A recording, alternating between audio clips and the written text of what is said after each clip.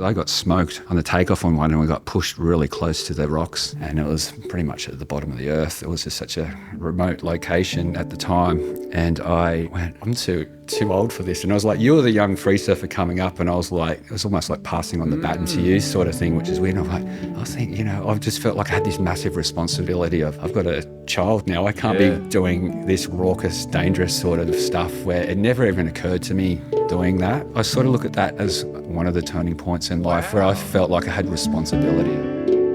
Welcome to Water People, a podcast about the aquatic experiences that shape who we become back on land. I'm your host, Lauren Hill, joined by my partner, Dave Rastovich. Here we get to talk story with some of the most interesting and adept waterfolk on the planet.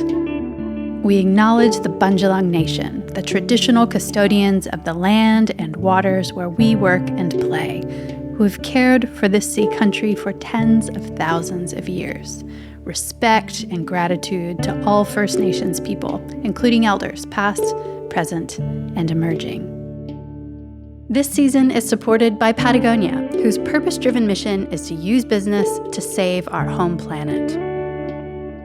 Today we're in conversation with Brenden Margieson, widely considered the first paid free surfer. Margo, as he's known, is famed for the juxtaposition of his gentle demeanour on land and his explosive power surfing. Margo is featured in a dozen or so surf movies, including The Green Iguana, The Sons of Fun, and the Billabong Challenge. In 1998, Australia's Surfing Life magazine called Margo, quote, the best free surfer in the world. After a handful of years mostly away from the ocean, Margo is currently in the midst of a midlife renaissance with a surging social media presence and a slew of sponsorship deals. He works part-time as an ecologist and has reclaimed his place as pretty much every Aussie bloke's favorite surfer.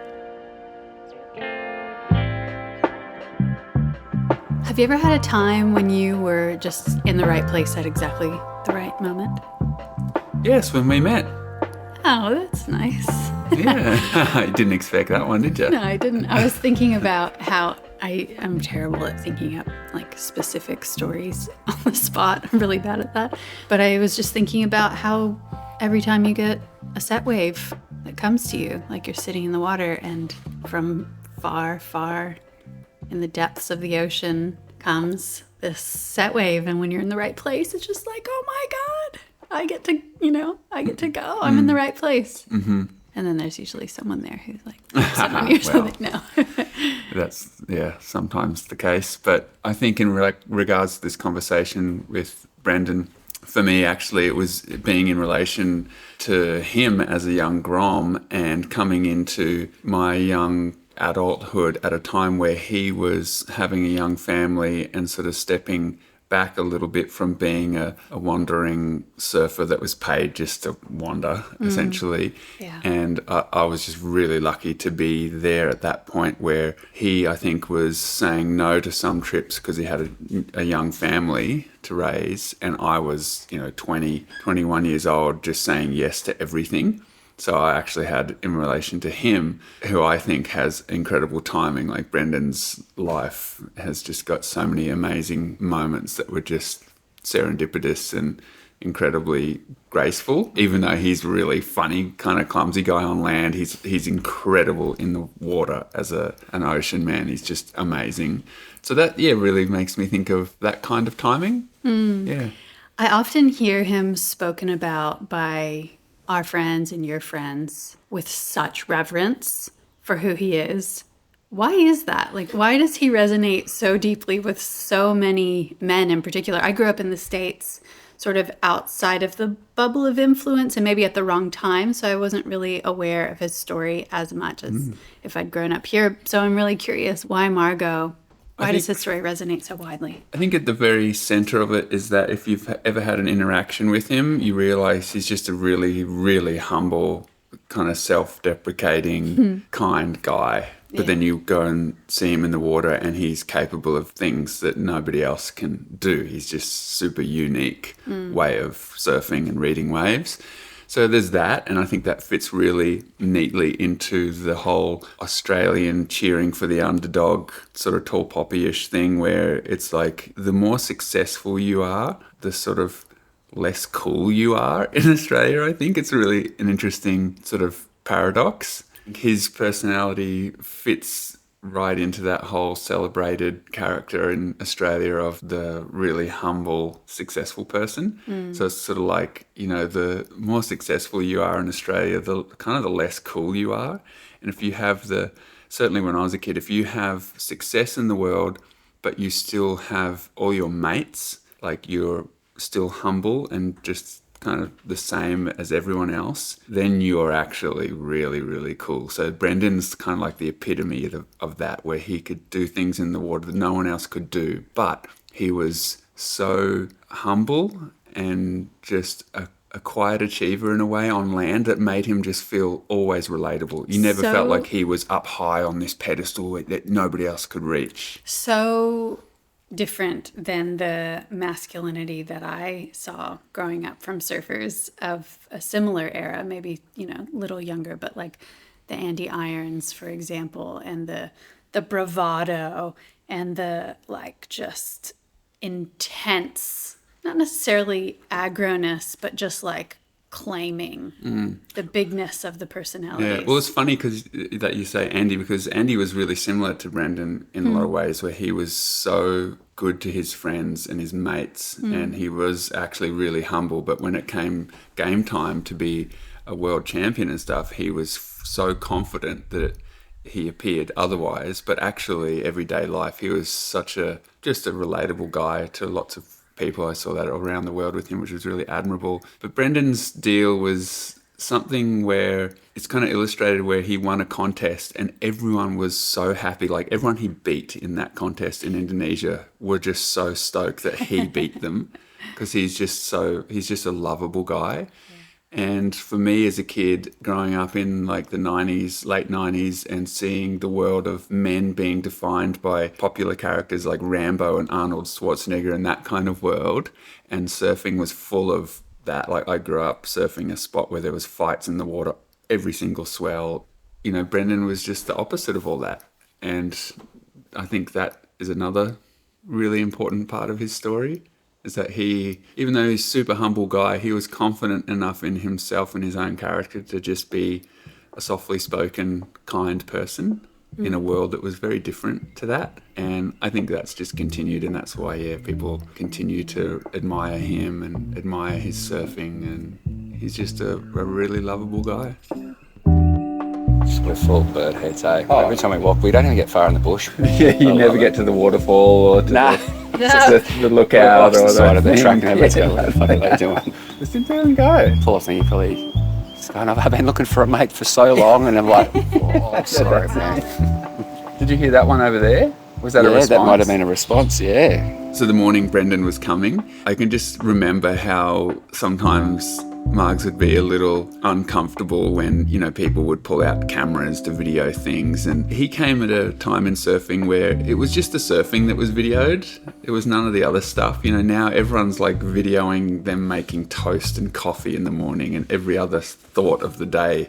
It's just ridiculous in a way. But for Brenden and I, like especially him, it was just the surfing. And then it started to creep in where people had digital cameras with microphones and they'd record all kinds of things. And I remember seeing Brenden be a little uncomfortable with that stuff. And so I felt like when he was coming over to our place that in order to talk about his love of birds and bird watching and ecology, we would have to do that kind of while we're doing it, because I feel like he would be uncomfortable talking about it because, you know, it's not like the coolest thing in the universe to be a birder. To some people, you know, it's like it's a niche interest in some ways, but you just see how lit up he is about it.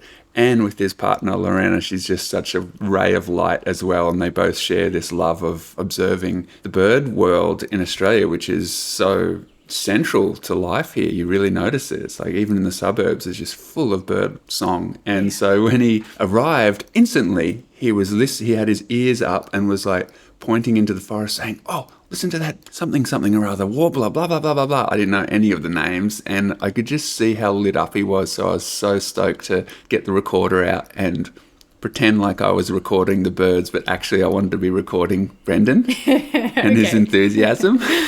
All right. I wasn't here that day, so I'm looking forward to listening to what that sounded like. Look how pretty the shiny bronze cuckoo is. That was a distinct... Yeah, sounds like a car alarm. Is that still it there? Yeah. That's wow. That's it there, dude. Beautiful bird. Yeah. Star-style or universe on its back. So pretty, man. In the right light, they're incredible. Yeah. But they're a cuckoo, like they're... Shit, you got a keen ear, man. You knew exactly what that was. That's it there. Could come in. They do come in. Dave. He's there. Did you see him fly? Yeah. See if he does another flyby. Oh, that's a... No, it wasn't. Yep. That's him, That's see? it, There yeah. he is. Yeah, you can see his little... Yeah. He's wigging. He's wigging, look. Oh, that's so cool. Yeah. Okay. Epic. All right, that's the best use of a phone I've seen. There you go. Oh, that was awesome. That was sick, yeah. I see that bird all the time. Yeah. Oh, that They- makes me so happy. I can't wait to share that with the family. Yeah, they come and go, those things, but they're actually a beautiful bird in that right light. We usually start these conversations with that question. We ask people for a time or an experience in their life where after that they were never the same. Have you got one of those that comes to mind that you'd want to share? I guess being a bit older now, being 50, there's more than just one of those moments. But randomly, as a fun fact one, or an interesting one I thought was randomly with a trip with you. I think it was 2001, 2002. And for starters, it was the year my son Michael was born, and I was a father, and obviously felt like a huge responsibility of, being a dad. But we did a surf trip together down to Victoria with Andy Campbell, and then we ended up going down to Tassie, and we walked in to surf ship sterns, absolutely freaky heavy wave, and no one really been in there before. And I think you may have as well. I think we're on like 7-foot boards, which people just laugh at riding those length boards and those heavy sort of waves.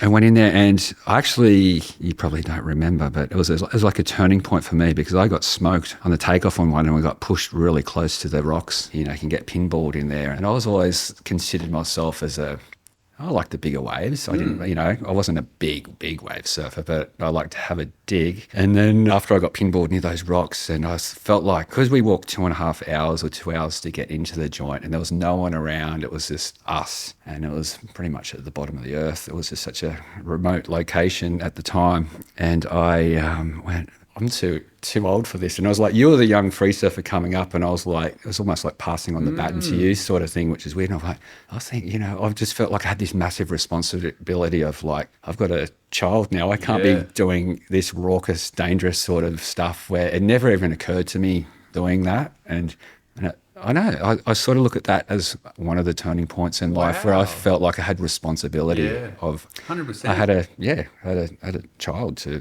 look after. Yeah. And not be so, not reckless and abandoned, but I was like, it just made me feel, I don't know, like a change. Yeah. That's so interesting. It's a different sort of perspective of looking at. You probably never guessed that's one thing that I'd say, but I wouldn't have. And that's so interesting, because now Lauren and I have a 7-year-old, or he's turning 8 tomorrow, but I'm in the same world now where I typically have places I go and surf alone a lot, and they can be deemed quite fishy and a little bit sketchy, and I get a bit of heat from some friends around surfing those kind of waves and alone and stuff. And that has changed for me since having our little fella. Yeah. So I can fully relate. And it's so wild that I was just probably a completely self-obsessed 20-year-old at the time, as we all are in our 20s. We're the center of our world. So I was totally oblivious. Exactly right. Yeah. like of that fact that you were going through that. Exactly. I didn't realize that till right now. Yeah. That Micah had just been born.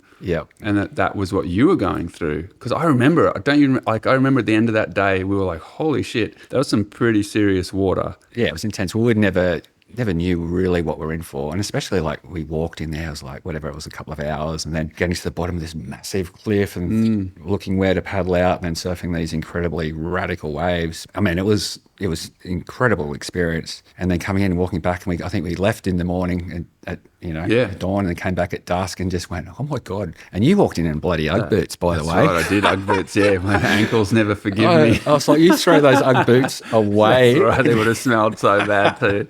Yeah, it's funny. That's so interesting. Yeah, but it was just a point where I thought, I was like, maybe I'm not a big wave surfer. I mean, I do like big waves, but just that heavy feeling. But I remember before that, though, on many trips to Hawaii, I just was pretty reckless and abandoned and didn't really think about that. And it was just a point where I thought, life's not just about me, it's about being How old were you father. then when that happened? I would have been 2023 years ago. What's that, 30-ish? Yeah. Yeah. Yeah. Wow. 31, yeah.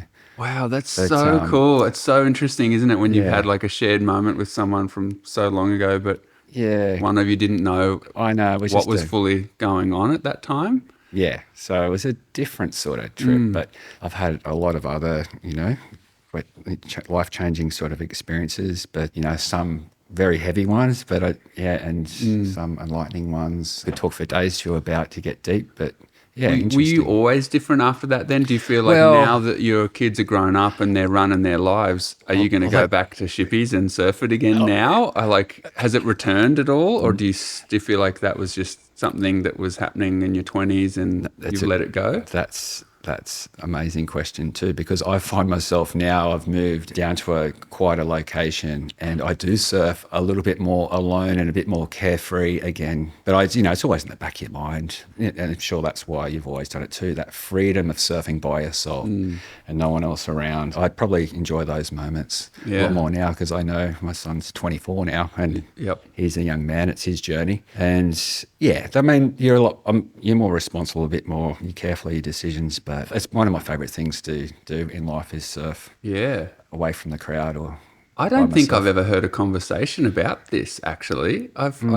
This is really cool. This is such a left field angle I would not have anticipated. It's a bit unexpected. But it's really interesting because Yeah. you look at people like, I don't know, think of Michael Ho, Mason Ho, that Yeah. family. Yeah, you look true. at Michael, he's in his 70s now, is he? God, he would be. And he's charging backdoor and Still doing pipe it. those, like the heaviest shallow water waves you can get. Yeah. And his kids are now adults running their own deal. Yeah. So I wonder if he went through a dip when he was a new father and was, wanted to make sure he was there. His kids didn't grow up without a dad or anything, and then he returned to being a full madman. It'd be like a male paternal instinct sort of thing Yeah. to say, that you're there, that sort of thing to go through, I guess. Yeah, you go, because I think the assumption would be that it's like a straight line where we're crazy in our 20s, you're crazy in our teens and our 20s, then you start to get a few reality checks in your 30s, and then you pull your head in your 40s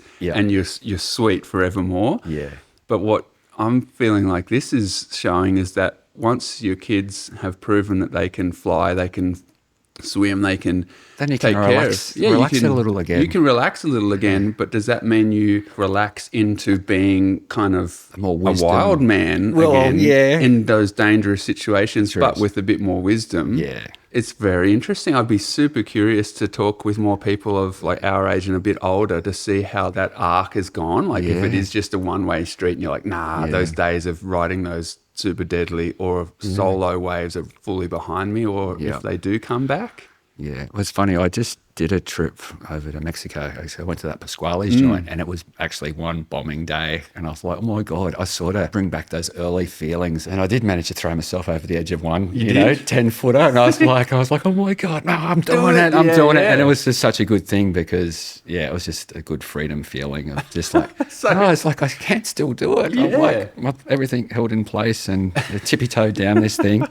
But And did you pull it? Were your reflexes like good? And I made the drop, and it didn't really I just bottom turned and flicked off because it was a big teepee. But it just felt good to be out in, solid 10 feet waves again. Yeah. I haven't been in waves that big for ages. But yeah, Cool. no, it was a good feeling. And it's that thing about surfing, it always makes you youthful. And I think that's why all of us are so addicted to it. It gives you so many different things, doesn't it? Freedom, youthfulness, and a lot of meditative states of mind, and happy days. Yeah, and also that thing of like what I'm hearing you say is like getting to sort of know those different parts of ourselves too at different times in our life. Like you knowing, okay, I'm a new dad, and maybe I won't just do Hail Mary things so much for this period, but not really knowing then that maybe those days could come back in your 50s, perhaps, which is going to be really interesting for people to watch. So like just yesterday, I was looking at some pretty serious water around here. We had one of our biggest swells, and I was sitting on a cliff top with two buddies, and I mentioned that I was going to sit down and have a yarn with you today, and they were so pumped. They were both so pumped. And I said, tell me, what would you want to know? If you got to sit down with Brenden, what would you ask him? And they were really curious about how you're going now with your life and with surfing. And they were in particular wanting to know how you're still able to be doing the kind of surfing that you can do.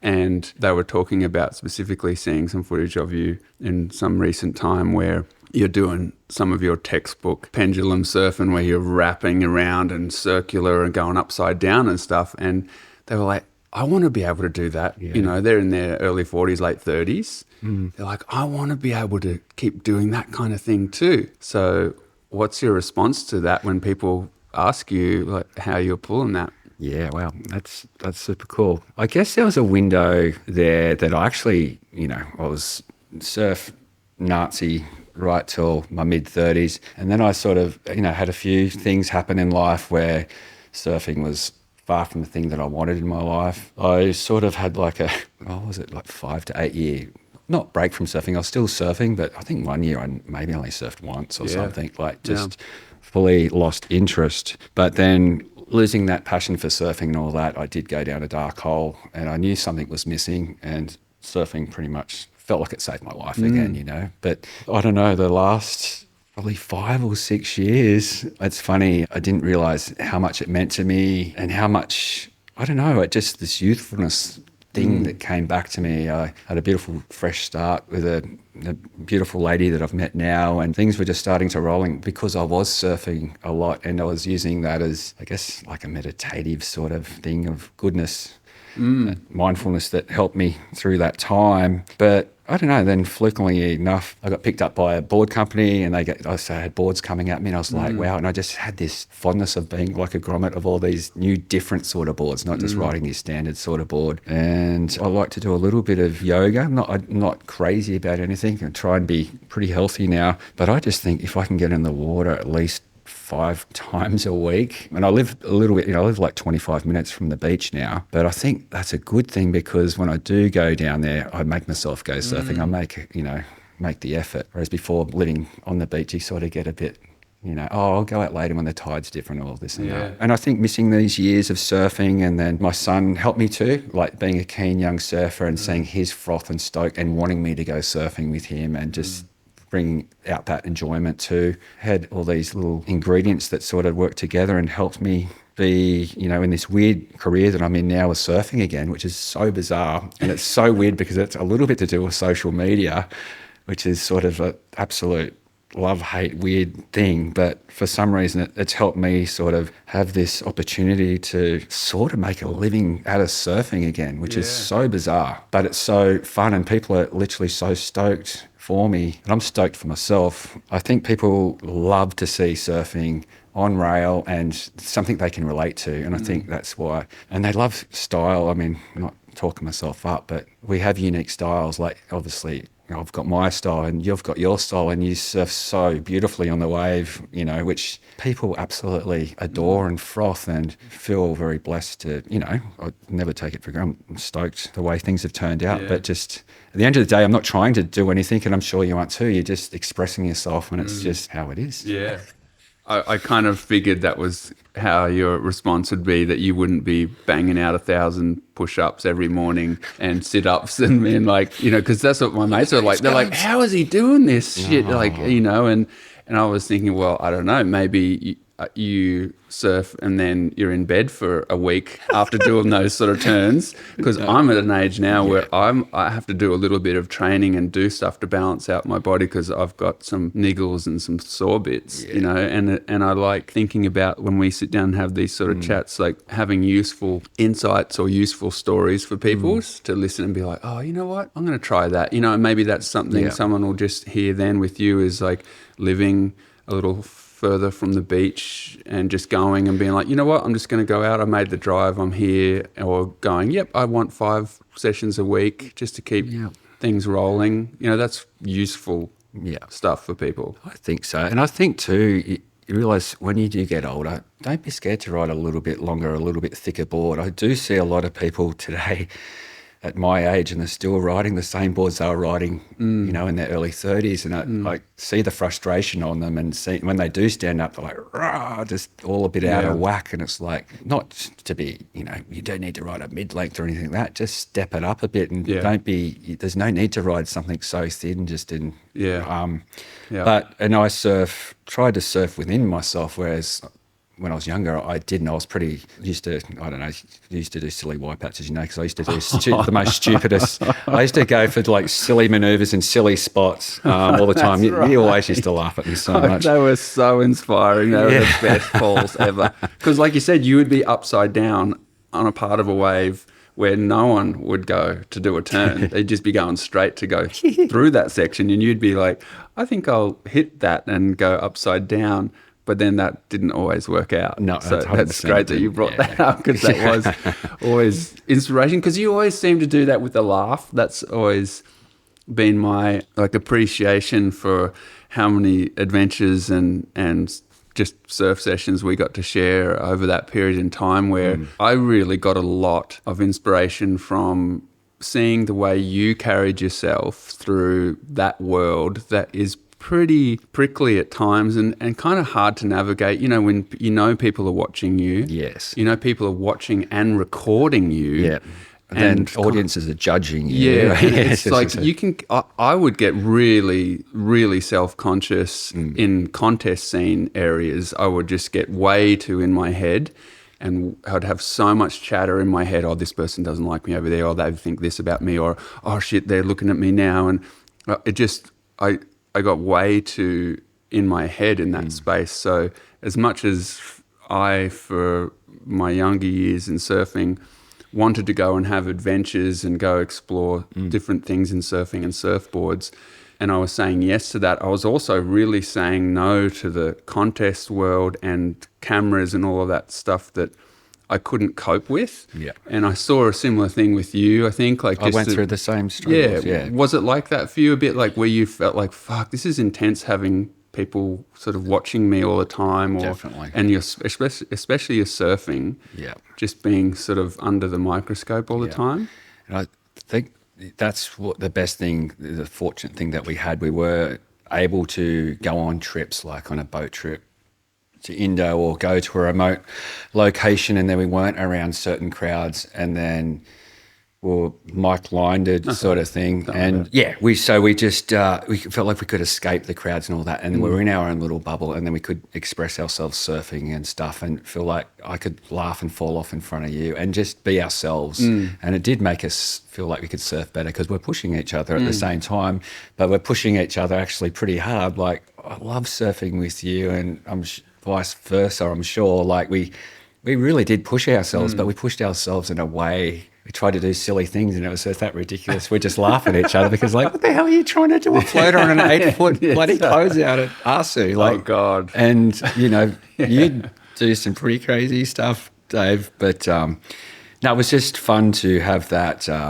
escapism on those trips, because you're surfing around. It was like-minded people and very talented surfers at the time, so you could push each other. But it is hard coming back surfing at home in a crowded spot. Then people froth or different. I think it'd be even harder now being a young up and coming inspiring pro. It feels like they're getting judged way more, especially with social media and whatnot. Be pretty tough, but it was still tough for us, I think, in those days. I think maybe it was tough more so in our own heads than what it was really. So that's, I guess, the key point is like, but I think that's what made you a perfectionist and made me a perfectionist too, or try that extra bit harder to achieve because, we were trying to be the best. We were trying to perfect a sport that's pretty much impossible to do, but it's like, we try to do our jobs really, really good. Yeah. I've been thinking lately just about your grommethood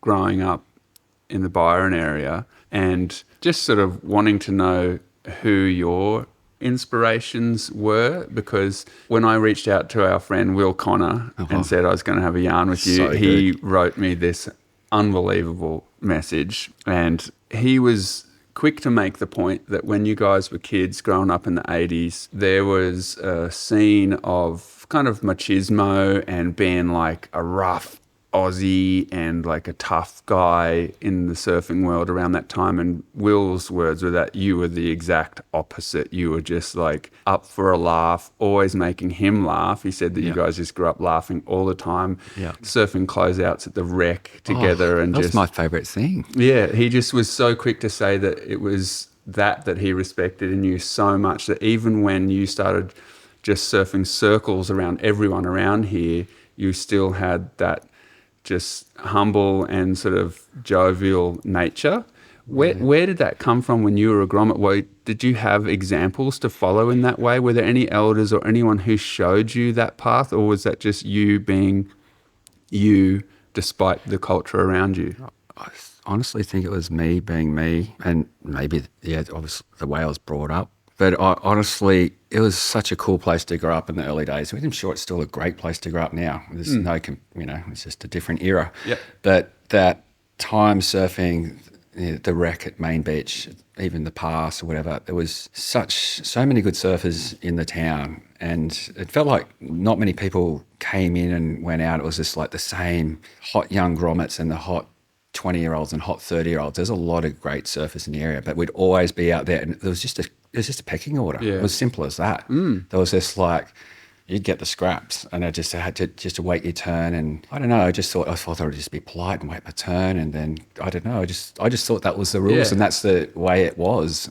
I just believed in taking your turn and just relaxing. But then for something about me too, like at the wreck, for example, there was a break down the beach called the Boilers, and I thought I was just as good, and I'd just rather go and sit down there and get a couple. What about the surfing technique though? So like when you look at, like I have heaps of inspiration when I was a kid from some of the older crew at Burleigh who just rode the tube incredibly and had a real distinct way of being in the pit there.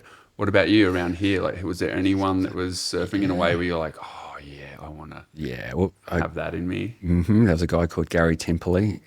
I think he was on tour there for a little bit and whatnot, but he was just incredible, powerful surfer, sort of stocky, sort of opposite the way I surf sort of thing, but he was he just really stood out, incredible surfer. There's another guy that lives at Lennox now called Noel Graham, and he was a phenomenal rail surfer, powerful, and it was awesome. He was awesome. And there was a guy a little bit older than me, Jeremy Biles from New Brighton. He used to come in and surf town a lot too, and he was like, he was so gnarly. He was so radical, but he had an amazing presence about himself, Bilesy. When he was young, he was really good. He was really good, really young. But then there was these low-key guys, like this dude called Leonard Robbins. I'm sure Will might have mentioned him. He was just the most laid-back. He's almost the cruisiest surfer, the most laid-back style I think I've ever seen in my life. It was almost like he was asleep standing up on his board. Was he just stoned the whole time, you reckon? Probably. Yeah, I dare say so. Yeah, he never used to say much. He always had the Chinese eyes or whatever, but he could ride the barrel and he could just do the raddest laybacks and just...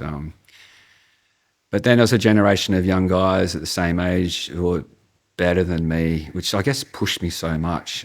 There's a guy called Sasha Slay. Yeah. And then there was Craig Holly up down at Lennox Craig, Head. yeah. And there was so many hot guys around at the time. But yeah, it was just there's so many good guys. I've got to read this too because it's just unbelievable. Okay, what I want to Will hear wrote. it. So Will Connor grew up in the Byron area with you, Margs, and his family are from the same hometown as my partner Lauren's That's hometown, so wild, all hey? the way over in Florida, Yep. St. Augustine, which is pretty classic. So we've got some funny links there. But Will is a great surfer. He's a really great musician and an incredible friend, just a great guy. He's good mates with the Johnsons in Hawaii and all kinds of people around the surfing and music world. When I hit him up, he's just like, he was gushing. He's like, oh my God, how much time do I have?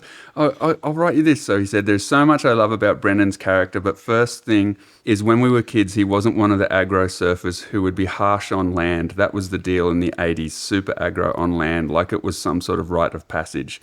But I gravitated towards hanging with him because he was just a gentle character and so funny as they come. We used to just laugh and surf all day and laugh while surfing even. We would surf the wreck maxed out and just take off together and look at each other the whole drop, like right in the face, staring contest sort of stuff, straight dropping into the crazy steep waves there.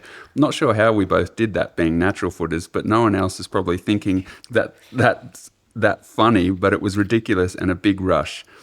He lived on the next street from me, and it was a daily after-school surf at the Wreck or Tallows. And then as we got older, I remember right before I left to go to America, I was 18, he was about 16. We were surfing seahorses contest in Byron at Broken. Yeah. And he just all of a sudden was miles ahead of his age group. I remember looking up and the whole beach paused at Broken when Brenden did a floater from the bottom of Broken Point way past the Kunji Rock and blew everyone's mind. That's right, I'm a floater guy. I love a floater.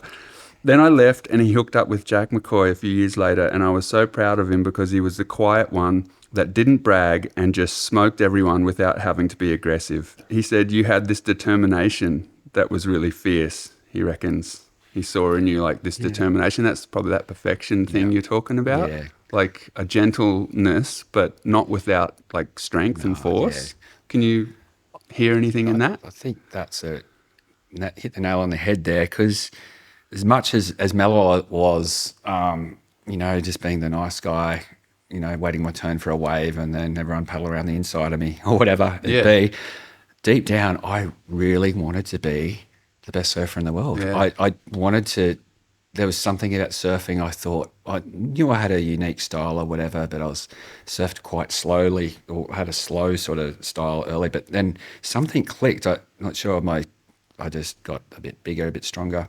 I just felt when I stood up, felt like I could do anything sort of thing. It was an incredible feeling. And yeah, it was definitely something that was deep. You go to sleep at night, I wanted to be not a world champion, but I wanted to be, I wanted to be the best surfer in the world. Yeah. I don't want to say it, but I did. No, totally. I was just a young Grom stream sort of thing. Yeah. And I swear to God, I used to get so angry if I never made a turn. I'd surf for 6 hours straight. I'd put so much time in the water when I was young. Any chance I had, I was out there. And I truly, what is it, The Secret or something? I think if you really believe in something and you really want it that badly, it will somehow come to you. And I think that's sort of, I wanted it that badly. I literally, it was blood, sweat and tears to happen. But then it sort of happened in a way, or it sort of flukingly happened. I was in the right place at the right time when I hooked up with Jack McCoy, then went with Aussie on a trip and got pumping waves. Yeah. And it was uncanny the way it happened. But yeah, it's just, a lot of luck's involved. But I just think because I wanted it so much, it sort of fell my way. Yeah. And then when I did surf, like with Jack McCoy or a photographer or anything, I'd stay out there till I got the shot. Yeah. And, sometimes you can get the shot within the first wave and you can pretty much come in and it's done. Yeah. But other times it can take you all day if that, to get a certain, barrel shot, or if the cameraman's just out of the way, or Jack McCoy's little 3mm tapes just ran out and you get the sick wave, you can just be out of timing with everything. Totally. But I'd be out, I'll do what I was asked to do to try and get the shot. Where a lot of people I see, young people are going, they get given these little golden opportunities and they're just like, whatever, whatever. It's just, not dig in and do the work. I was dedicated. You were. I remember that. I'm stoked you brought that up with Jack there, because that was definitely something I wanted to dig into, considering Jack's passing recently and us sharing some good stories there. But that point, so you're, like Will said, your surfing is grabbing people's attention, and that comes in the form of sponsors. At that time, the only route for someone to not have to become a tradie or a chef, and I remember you had chef interests because people were choosing chefing as a job that was good with surfing. Yeah. But all there was basically competitions and the hustle of the competition world. I think Rip Curl maybe sponsored Gary Green and maybe Frankie, but probably not yet. Frankie Oberholzer. He was a little bit later, maybe. I think he might have been a year or two younger. Maybe. Yeah, so there was Tom Curran, but he's an ex-world champion, so he's had to be the best in the world, and then he could free surf. But it wasn't really a route. And so then, you're a young man and you get pulled into the Billabong and Jack experience. Which was just really kicking off at that point in that iteration, because Jack had been making surf films for decades by then, but that was the Billabong golden era. Yeah, well, Bunyip Dreaming had just come out, and I'd never thought in a million years that I'd get the opportunity to go into his next project, the Green Iguana.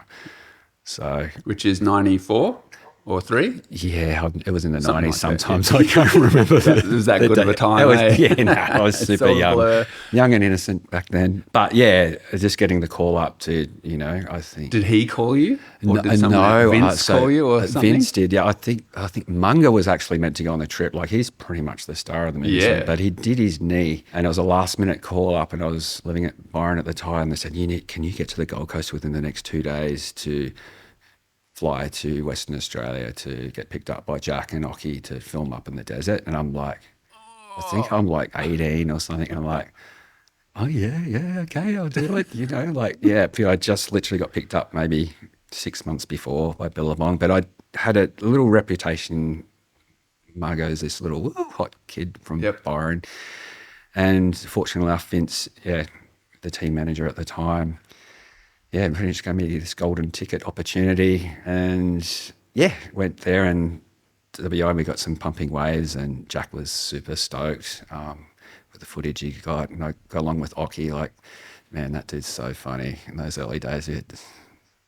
That's an incredible place to find yourself with those two. Yeah, in the desert. Yeah, and it was like 2 weeks up there, then come back, and then obviously Jack spoke highly of me. Then more opportunities arose through that early Billabong golden years, and then Rabbit Bartholomew, Wayne Rabbit Bartholomew. I couldn't say his last name there for a second, but he actually did do a contest back then at that same time. It was actually the world titles in France, and Rab actually helped coach me to the final of that event, which is rad because I was such a bad contest surfer, but he was like, he'd like, Brenden, sit here. You need to catch a couple of waves. And I got to the final that same year. So then he spoke highly of me as well. Yeah, and then things just sort of snowballed from there. But then they went, don't worry about it. We need someone not doing the contest thing. So that was sort of their idea to come to you with that too? It was. Could they see that you weren't that pumped on the contest scene, or it actually, how did that work? It was more so they wanted someone to...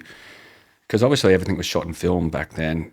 Nothing happened overnight. So it'd take weeks for films to get developed or whatever. But all the pro surfers were overseas at the time in winter, but they needed summer shots in winter in Australia and, winter shots in summer. So I found myself surfing in boardies in winter and wetsuits in summer. Or, going to different locations. It seemed to work to keep the advertisement thing up to scratch for the magazines at the time, and it just kept it current and reliable. And I had, so it sort of you were available too. I was available because everyone too. else was on the tour pretty much. At that point, there was probably like 16 contests a year. Those guys were going so hard. Yeah, so they were gone, and they just needed someone to shoot. And then I was sort of like that. So it sort of was more like that era, the way things turned out. But then all of a sudden boat trips started happening and exploring the world, and then just shooting with Jack and Occy, and then things, the years pass, and then it sort of turned into this like free surf thing, and it just sort of molded in some weird way. But If you've enjoyed listening to the conversation so far, consider also subscribing to Water People on Spotify or Apple Podcasts. It'll help other people find the show. And if you're feeling inspired, leave us a review. We love hearing from you. And now a word from the folks who help make the podcast possible. Patagonia is in business to save our home planet. Founded by Yvonne Chenard in 1973, Patagonia is a surf and outdoor apparel company based in Ventura, California. As a certified B Corp and a founding member of 1% for the Planet, the company is recognized internationally for its product quality and environmental activism, as well as its contributions of nearly $230 million to environmental organizations. Its unique ownership structure reflects that the Earth is its only shareholder. Profits not reinvested back into the business are paid as dividends to protect the planet. Learn more at patagonia.com.au. Many of us look to supplements and special diets to maintain our health, but ignore the obvious. We are water. It's what we're made of, and it's what supports every bodily function. Primal water, the water our ancestors thrived on, is energized, alkaline, and made for real hydration. It doesn't come from the industrialized, often contaminated water systems most of us rely on. For the last 25 years, Alkaway has been researching and refining ways to mimic natural water systems. We invite you to learn more about primal water and support their charitable work with BirdLife Australia. Head to alkaway.com to score a $50 discount using code WATERPeople. That's alkaway.com. What do you do when your sunglass lenses inevitably get scuffed or scraped? The top drawer of our kitchen island was where scratched sunglasses went to die, until we learned about the Sunglass Fix. They've been at the forefront of the repair revolution since 2006 and carry more than 600,000 lens options. So there's a solution for every frame. We found our sunnies on the sunglassfix.com and within a few days received brand new polarized lenses to easily install at home. 1 billion pairs of sunglasses are made each year, with hundreds of millions ending up in landfill. The Sunglass Fix offers free lens shipping in Australia and to 161 countries around the world, as well as subsidized express, tracked shipping worldwide for less than $5 in any currency. They're a proud member of 1% for the Planet and are ready to help make your favorite frames last longer. Use the code WATERPeople for 10% off your purchase today at thesunglassfix.com. Isn't it interesting? I feel like it's of interest to note what the surfing world was like at that time and how you found yourself in a position of being so like supported and celebrated by people, because I think at that time the tour and the contest world was in a lot of lackluster little waves. You had to try really hard to surf those kind of waves and win. And the idea that you could be super talented and off surfing perfect waves in these corners of the world without crowds. Yeah. And then also, I know for me, because I was a grommet looking up to you and that whole period, what was interesting to me and inspiring was that you had a style of surfing that was so different to everyone in the competition world who was largely surfing with their muscle power, I reckon. So in my mind, I viewed it then and view it now as though there were the Tommy Carroll kind of surfing, which is unbelievable. I've always, he was in All Down the Line when I was 12 again. Yeah. He was another one of my heroes, but his surfing's very power oriented via muscles. Yeah, true. Whereas your surfing was powerful. I've seen you halve waves with that fucking backhand turn you do, cleave them in half. So extremely powerful surfing, and high speed. But you seemed to be more on the pendulum style, where you would use gravity and you would look relaxed, essentially. You didn't look like your muscles were tense and you were trying really hard. You just would be zooming along in your own way and your feet were closer together. You weren't in this wide power stance that was so common at the time. Yeah. And you were just doing shit that no one else was doing then and still doesn't do now.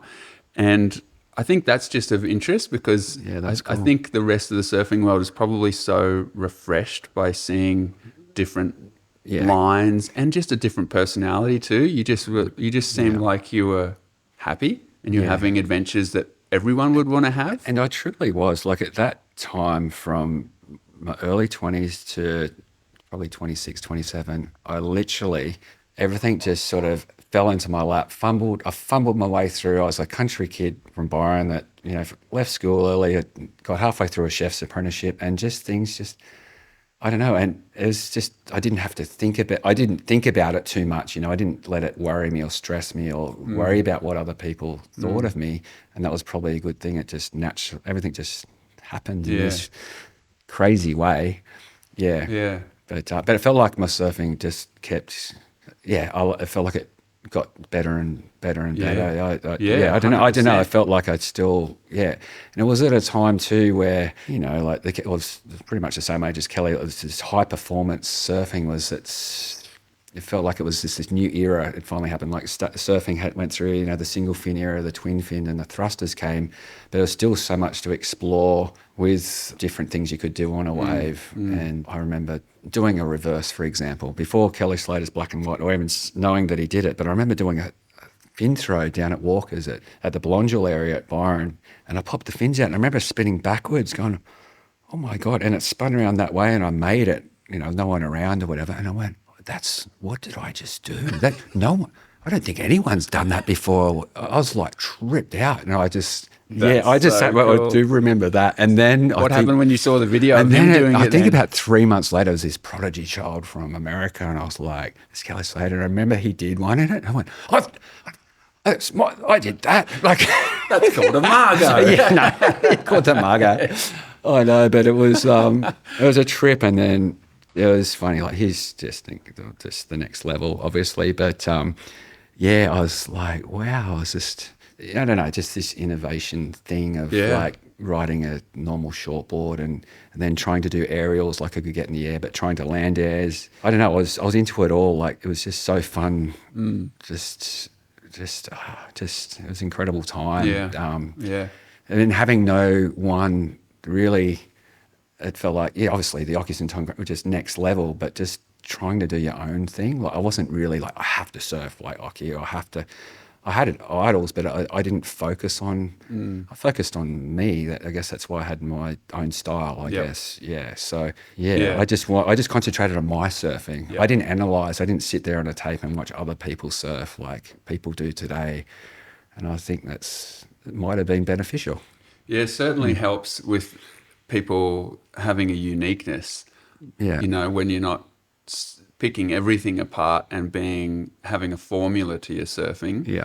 Like I certainly feel like when we're talking about that era of the 90s there, and as you go further back from there, back in time, the uniqueness of people's way was so rad. There was just so many different ways to surf. And I actually remember, it's funny you say looking at tapes and things. I remember being like 14 or something, and we were on one of the East Coast driving trips to a contest or something in Sydney, and we would do the milk run through Foster. And, the Pro Junior. Yeah, that was hilarious. We would do the Pro Juniors, and it was like the most unbelievable thing in the universe to be a grommet then, because we would get thrown in a Tarago with you, oh my God, and Luke Egan, or sometimes Munga, sometimes even Ock. Yeah. And we would get to hang out and go surfing. And we'd do the expression session at the end of the event. You would do the expression session. We used to just drive and hang at those junior events. Yeah. It was unbelievable as a babysit, kid. Like you and Marco. Well, I wouldn't call it babysitting. You rat bags. You grommets were so radical. Joel was. Come on.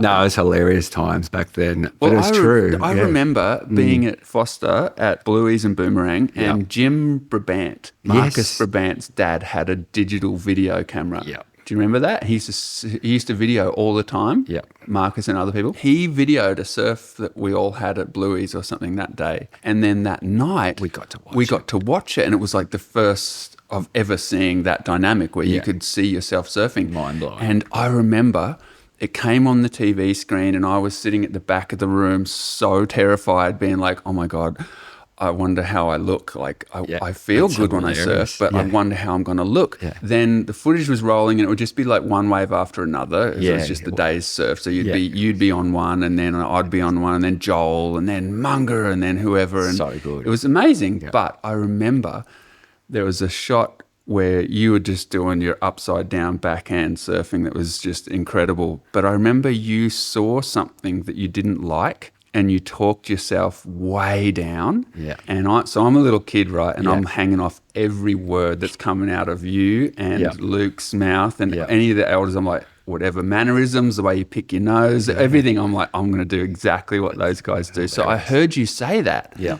I heard you like Yeah. be self-deprecating. I'm like, oh, that's what you do. You never talk yourself up. You never ever talk yourself up. You talk yourself down. But then I actually remember seeing in you this thing where you kind of cringed about your style. You were harsh on yourself. Was I? Yeah. Yeah. And then I came on the screen and I had knocked, like my knees were close together and they were, weren't front, they? yeah, You my did have front little arm was a little knockers. crabby. It wasn't relaxed. And I saw it and I was horrified. And I was like, just like you, I was so harsh on myself. I'm like, that's it.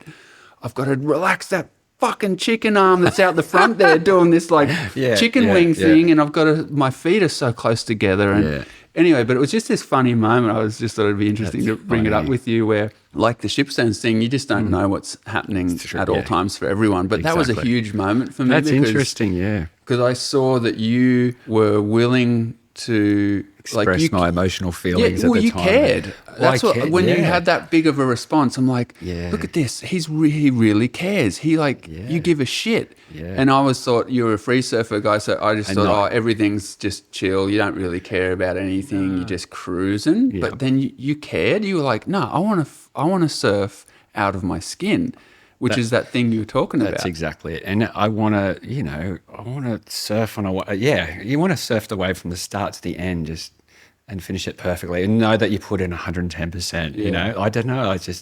I always felt like I gave everything when I surfed a wave, and that causes you to fall a lot because you're pushing so hard or whatnot, but it just felt right. It just feels, that's what was within me to do surfing in those early days, yeah. But it did cause you to fall a lot. But then when you did make it, it was like, wow. An unforgettable it's feeling, the best feeling. Yeah, incredible. That's so classic, eh? It's so funny, little things your memory latches onto. Yeah. So if we fast forward a little bit from... So actually, no, that would have been around the same time. So at that time, you were like being awarded the best free surfer in the world by surfing magazines, 96, 97, 98, that kind of period. Yeah. You're like at the height of your powers, you know, and all of us grommets are looking up just like, oh my God, Brendan's the best. He's like the coolest guy and doing the craziest things in the ocean. And then you went to Indo and went in that NIAS competition. Oh, yeah. And won a like proper bona fide contest against all the like hero surfers who would be doing that. So that was super cool. I'm interested in knowing why you went and did that, and then how it felt to be the Lord at the end of the day, and how stoked the surfing world was that you won. Actually, yeah. Can you take us there, what that was like? That was super cool. I do remember I had a really good board at the time. And six? It was pretty long, wasn't it? I've ridden 6.4s since I've been like 19 years old. I'm still riding 6.4s now. How funny is that? I've always been on 6.4s.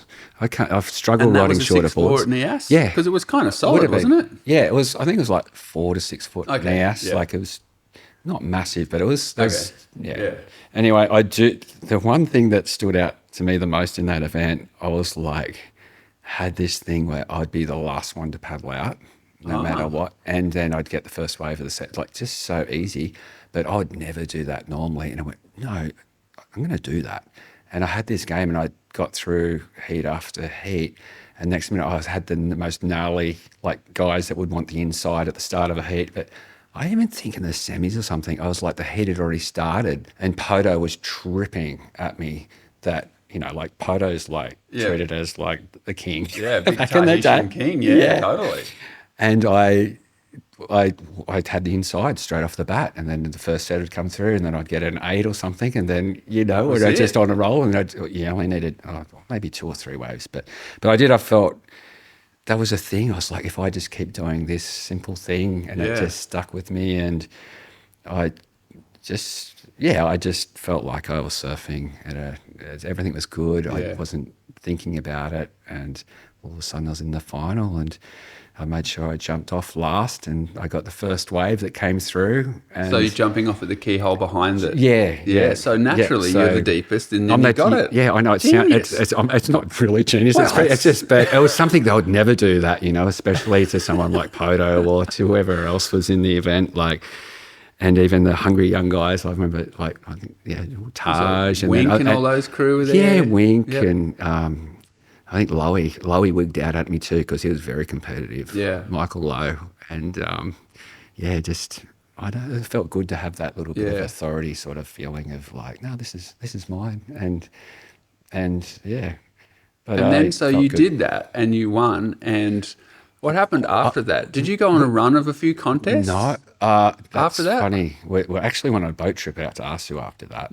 But anyways, then I thought, well, you know what? If I've won one, I was like, why not do a couple more? Because everyone's saying, I did have pressure at the time. People, the magazine, there was magazine covers. Margo, the next best thing out of Australia. If he did contest, he'd be who's the next Kelly great Slater? hope and everything. I was compared Gotcha. to that a little bit for a year or two. They were looking for someone. Obviously, they had Powley and Herring were the two big guys at the time, but I was this X Factor guy that could potentially, be knocking on Kelly's door sort of thing. And it did feel like a little bit of pressure at the time to do that. I did go to Europe after that and tried to do some of the QS events, and it was literally I remember Pantin in Portugal, even another event in Zaraus, I think it was, in Spain, and it was literally 1 foot, the cruddiest, smallest waves, and there was no priority back then in heats, and just and there's no keyhole to slip out There's behind people. But it was how do you even and everyone was so hungry. Yeah. And I actually went to Brazil that same year and just didn't get through any heats and just got completely smoked and I wasn't, because I wasn't a competitive guy, I wasn't really hanging with the guys that much. I felt a little bit isolated, a bit traveling at the time, but I just, at the end of the day, I was just like, oh my God. I remember the one event in Brazil at Recife getting absolutely smoked and just, I cried. Yeah. I was like, and then I went back to Bill and went, I don't think I want to do the. And they said, what were you thinking anyway? I was like, true. What the fuck was I thinking? And it was cool, and I went back to free surfing. But how cool is to have that opportunity? But 100%. And I've said this before. I was like, I'm glad I did have a go. I could have taken a couple of years. Maybe I might have, worked it out. But I didn't make it, and I can live with that. I know I tried. And it's 100%. because now I can go. Yeah. Anyway, so That is it's all great. good. It's No, that is great. Yeah. I was wondering about that. I remember that. And I remember I think I was literally at the same contests as a little kid, because I got an early start at some of those contests and did all right in a couple QSs that got me into exactly that in Recife in Brazil. Yeah, and I right. lost there too. Exactly. We were probably crying in our hotel rooms a couple doors down from each other. Yeah, well, you might have been a year or two later. You reckon it was the same year? It was somewhere around then. It was somewhere around bizarre. 96, 97. I was 16, 17, and I was dipping my toe in that pool and feeling it out too. But it was honestly, winning a heat or whatever, it's a really cool feeling. It's an amazing feeling, but it's not. Surfing's so much more than competing, There's so many, but it's all good to those who do compete. And I actually do enjoy watching the competitive surfing of today every now and then. There's no right or wrong, but, we surf because we love it at the end of the day. And it's like an open canvas and you get to do what you want. And super cool. I was wondering if there was ever much, thinking behind the boards you were using or the surfing in general that you were doing in those early 2000s in Hawaii, where you were surfing bigger waves like they were 4-foot beachies at Talos. So I'll paint the picture we're all in Hawaii every winter. And, a lot of us were staying in little Johnny Theodore rat pit at the back of Sunset and just, living on Cammy's muffins and instant noodles. Well, I was living up. I was eating you were Haagen-Dazs ice cream. Exactly. Yeah. So but usually you were over at Haleiwa with Cribby, staying over at Haleiwa end of town, surfing Haleiwa all the time. Mm-hmm. And I remember being a 14-year-old, 1994 or 5 it was, and I remember the first time I surfed Sunset beach. I paddled out with Parko, Dean Morrison, and Rabbit Bartholomew, and you went out and you went left, and then you went straight up and did like one of your Brenden backhand 12 o'clock turns on like what seemed to me like a freaking 20-foot wave. It was probably like 10, 12-foot West Peak, you know, and the left. Yeah. And you would hang in that little zone over there. I used to love hanging deep at sunset. I know. And I saw you do that. And again, just blew my mind. I'm like, what the fuck? I didn't even know you could go left at sunset. And you just went upside down, pulled out quickly before you hit the boneyard zone and paddle back out dry hair. And you were just blowing my mind. And then we'd see you at Haleiwa doing like grab rail airs on like 710s or 76s. You were surfing these bigger waves like they were a 4-foot wedge at Tallows. Like, where did that come from for you? Was there anyone who was showing you how to do that kind of thing? Or was that, again, just sort of you being you in your own sort of surf bubble in your mind doing your thing? It's a bit of both. I was fortunate enough at that time. I had Morris Cole made a lot of my surfboards, so I had, you know, he was shaping a lot of boards, a lot of guns at the time. He was a really you know, iconic gun shaper. Yeah. And I'd get a quiver of really long boards, and so I remember on a smaller day taking out a longer board, obviously, just to cruise and just try and surf that. And then, you know, just a 6-foot day, I'd ride a 710 or an 80 or something. And then you get on a 7-footer or a 7.2 and it feels like a short board. So I just always, but I just felt like it was such... you were messing around with boards like that? Yeah, a fair bit. So I loved when it was, but I just had a thing for that longer rail line. I think it suited my surfing a little bit. But yeah, I loved riding, too big a board for a little period of time, then doing that swap over sort of thing. Yeah. When the waves were smaller, you'd still end up riding a bigger board than what most people are riding. But it's because the day before I was riding a foot longer, like not just inches, or like, like a whole different, So, and then, I don't know, after a period of time, 6 7s was my magic number, I thought, as a board. Over there? And then it ended up being my favorite. As soon as the waves got over 6 foot, I love riding a 6-7. It was just my go-to. I just think it was just a rail line of a 6-7 or something. I don't know. And then I love 610s. But then, I don't know, I just loved, it just felt like it suited my surfing, that sort of longer board. But yeah, I don't know, just in the bigger waves, it felt like, I just felt like it was the right thing to do. There's nothing worse than riding a big wave on a board that feels like it's going to sketch off the bottom. I just love, like, to me, it was the ultimate feeling is driving on a big wave and knowing your board's going to hold in. So I was always looking for that. Yeah, cool. Okay, so I think we've surf nerded out enough. Let's bird nerd now. So you've always had this interest in the bird realm, which comes from your family trips. I remember you talking about how your parents would take you on trips on the road, perhaps as a kid in Oz, and doing some bird watching.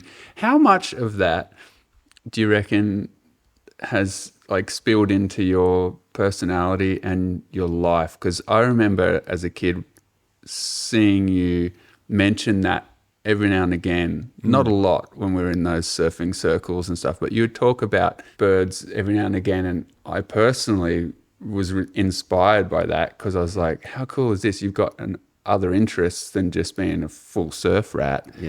And just now, by being out on the deck and seeing how much that lights you up, I'm just curious about it, like where that comes from, and then how it ties into your life. When I was young, I think I was 12, 13, my parents travelled around us, did massive road trips back in the day and take us out of school and just throw us in the back of the car, and we went to WA, went to the Northern Territory on these separate trips, like Northern Queensland.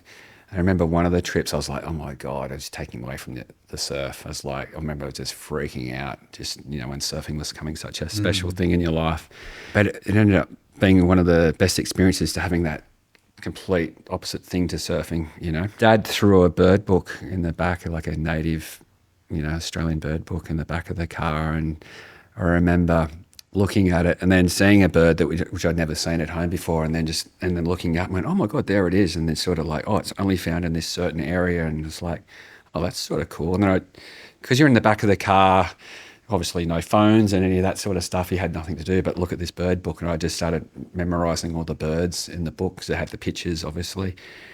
And it just was at that age, everything just stuck in my brain and glued, and I knew the birds just were embedded in my brain, sort of thing. But I remember getting a pen and I'd see that bird and I'd put a little cross next to the bird book and I'm like, wow, how cool is this?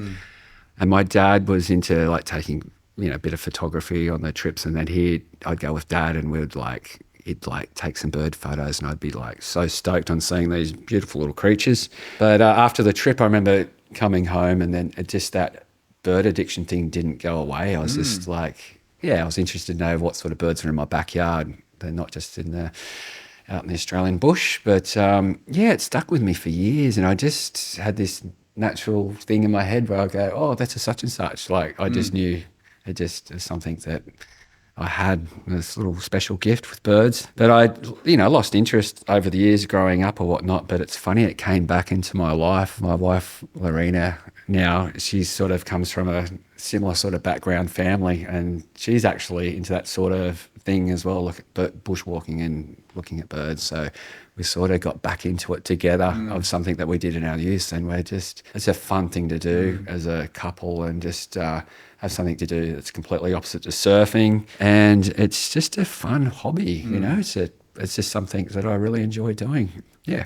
That's cool. It makes me think of this conversation we had with this guy, Jeff Lawton, and he's a permaculture teacher. Wow. Lives out at the Shannon inland from here, and he guided us through creating a really great big food garden here on the land a few years ago. But he spoke of pattern recognition and that surfers, in his mind, would be great food growers because we have spent so many years studying patterns of wave motion and clouds and wind and everything with surfing that when we come onto the land, it doesn't take us very long to fall into that sort of really good observational state where we're looking at patterns in the landscape. Yep. And then I just think about like the bird thing, like you having your ears so tuned in to hear bird noises. Yeah, bird noise and stuff. It makes me think of just that crossover between a surfing life and bird observing and kind of taking in your surroundings. And it's kind of cool just to hear that they're both something that's come and gone a little bit in your life, but right now seem to like really light you up. Yeah, it's funny, isn't it? It's true, isn't it? Because it was that same thing. It's like and I realised they're the things that make me happy at the end of the day. So why stop, with either of those things, surfing and bird watching. But that's interesting what you just said, Ned, about the patterns and whatnot. But I just think it's that nature thing, being in the surf, you're dealing with all the elements, and I guess bird watching is the same thing too, where, when there's no wind, you get to listen to the birds, or just being out in nature in general and knowing what, certain trees the birds like, and it's just the seasonal birds, everything's like, there's definitely, like you said, the patterns. Yeah. What are you grateful for when you think about where you are now and the way we've just sort of backtracked through the years and, ups and downs and challenges in life and highs? What makes you feel grateful? Yeah, look, what makes me feel grateful are pretty much the simple things in life. I think just the basic things in life, like staring out the window, taking in what the weather's doing, seeing what bird's on the tree, knowing what the surf's doing, just the surroundings around you, being aware of your surroundings, and just keeping it simple, because life's so busy and so hectic and you can get so lost in your head, but there's no need to. I'm just grateful to realise that you don't have to look into the future too far. You don't have to dwell on the past. Just live in the moment. I'm just grateful for that. I sort of found those simple tools, which is really hard to find, that I can stop and just take in what's happening. Time is precious. Thanks for spending some of yours listening with us today. Our editor this season is the multi-talented Ben Jake Alexander. The soundtrack was composed by Shannon Soul Carroll, with additional tunes by Dave and Ben. We'll be continuing today's conversation on Instagram, where we're at Water People Podcast. And you can subscribe to our very infrequent newsletter to get book recommendations, questions we're pondering, behind-the-scenes glimpses into recording the podcast, and more via our website, waterpeoplepodcast.com.